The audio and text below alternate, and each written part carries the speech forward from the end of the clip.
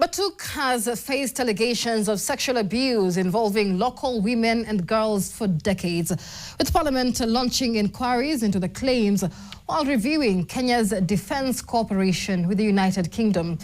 Well, a new police report submitted to the Parliament now details findings from a fresh investigation. Here's NTV's Eugen Nambeka with the details.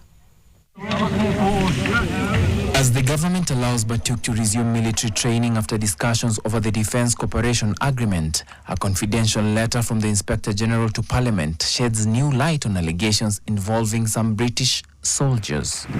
Investigators interviewed 95 people in Nanyuki, Doldol, Lekiji village and Ada Spot. According to the report, many described alleged sexual assaults dating back years and their lasting impact on victims and their families. The report says some assaults resulted in children of mixed Kenyan and British parentage, while interviewees said other pregnancies ended in abortion because of stigma and fear of discrimination. Interviewees described serious physical injuries, excessive bleeding, and lasting psychological trauma.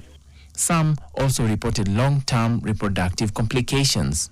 According to witness accounts contained in the report, many victims were attacked while collecting firewood, fetching water, or fishing. Others alleged that underage girls were lured with sweets, biscuits, and soft drinks before being assaulted. Police say Lekiji village had the highest number of interviewees because of its proximity to the Impala BATUK training area. It recorded 23 gang rape cases, 11 rape cases, 2 injured fleeing assault, and 3 witnesses.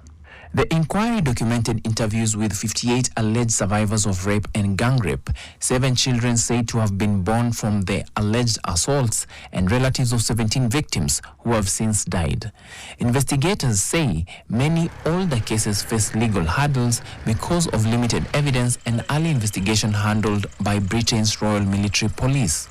Police recommend reviewing 58 cases for prosecution, seeking cooperation with the United Kingdom to bring suspects to justice, conducting DNA testing where appropriate to establish paternity, and providing psychological, social, and economic support to survivors. However, the report also acknowledges the challenges of prosecuting decade-old cases. A review conducted with the Kenya National Commission on Human Rights found that many allegations lack sufficient evidence, while victims who have since died complicate efforts to secure justice. Eugen Nambeka, NTV.